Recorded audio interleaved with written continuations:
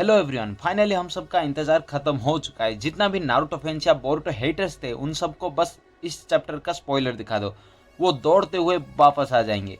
Characters को बदला ही नहीं बल्कि उनका पुनर्जन्म किया गया है। बिना देरी के स्टार्ट करते हैं।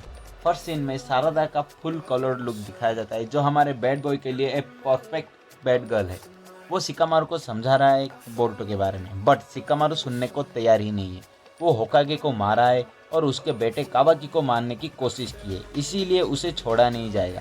सारदा एक मौका देना चाहता है ताकि वो अपने आप को प्रूव करे, पर शिकामारू आइडा का सेंड्रिंगान पे पूरा भरोसा करके बोलता है, अगर गलती नहीं किया है तो भाग क्यों रहा है? अगर तुम्हें समझ आया तो समझो और मिशन पे ध्यान दो।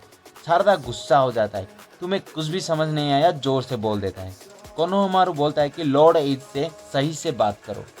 हाँ, एट होकागे शिकामारू बन चुका है। वो सारदा को वार्निंग देता है कि ऐसा ही चला तो होकागे नहीं बन पाओगे, बल्कि गेनिन में ही रह जाओगे। सारदा अपने पापा मतलब सास्के का एग्जाम्पल देते हुए कैसे नारुतो ने सास्के को वापस लाया, बिल्कुल वैसे ही वो बोरुतो को लाएगा और नारुतो की तरह ही गेनिन से होकागे बनेगा। और मेरा आइडल लॉर्ड सेवेंथ नारुतो है, तुम नहीं। फिर नेक्स्ट सीन में कावाकी फ्रीज डिमेंशन में नारुतो और हिनाटा को देखने आता है।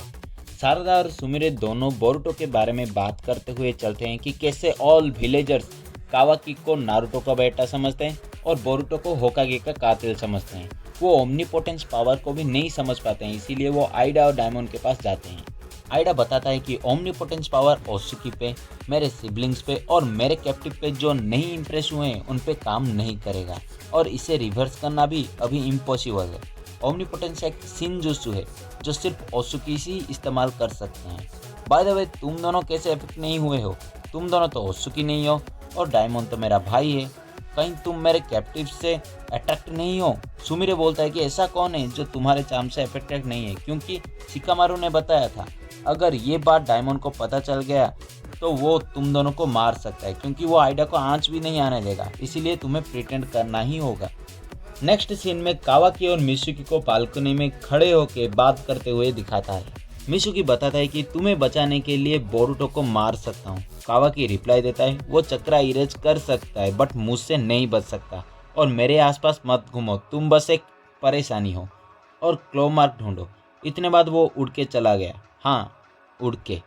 फिर मिसुकी अपना घिसा पिटा डायलॉग बोलता है और शायद वो शक कर रहा है थोड़ा बहुत।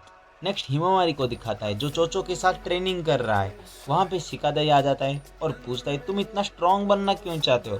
हिमावारी कहता है, अगर वो ऐसा ही कमजोर रहा तो सब उसे डांटेंगे और वो हेल्प करना चाहता है बोरुतो को। ये सुन के शॉक हो गए और बोले, क्या बोल रही हो, मजाक चल रहा है क्या?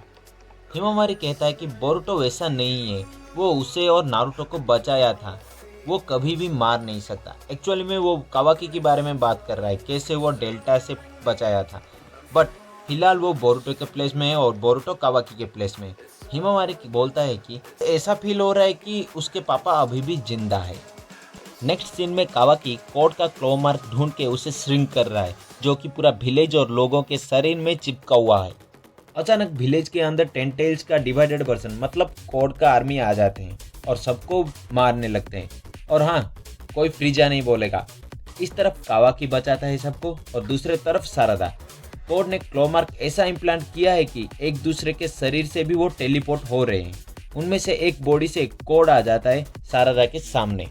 सारदा कहता है कि बोरुतो 3 साल से विलेज में नहीं है तो चले जाओ। कोड बताता है कि वो 2 साल से उसे ढूंढ रहा है और थक गया है। वो विलेज में इसीलिए आया है ताकि तुम सब उसे बुलाओ। फर्स्ट तुम जोर से रोना ताकि उस तक तुम्हारी चीख पहुंचे। बस ये वर्ड काफ़ी था। बोरुतो सीधा कोड के फेस पे खड़े होकर एंट्री करता है। कोड तो शर्म से मर गया होगा। और हाँ, टाइम स्किप में बोरुतो और कोड के बीच लड़ाई हुई है और वो बाद में बताऊंगा। बोरुतो बोलता है, तुम्हारी ये घटिया आइडिया से लड़कियां तुमसे दूर रहती है और उसी वक्त कावाकी भी अटैक कर देता है दोनों पे। शिकामारू हेडक्वार्टर से बोरुतो पे नज़र रखने के लिए सबको बोलता है और तीनों आपस में देखते हुए एक दूसरे के खिलाफ खड़े हैं। ये चैप्टर यहीं ख़त्म हुआ। इस चैप्टर के बाद बहुत सारे डाउट होंगे आपके पास, जैसे टाइम स्किप में फाइट होने का प्रूफ कहाँ है, कावाकी कैसे उड़ रहा है, कोड का एक आंख बोरुतो की तरह ही कैसे कट हुआ है और सास्के कहाँ है। इस सब का आंसर नेक्स्ट वीडियो में आने वाला है। तब तक के लिए सब्सक्राइब कर लो guys and thank you for watching till and.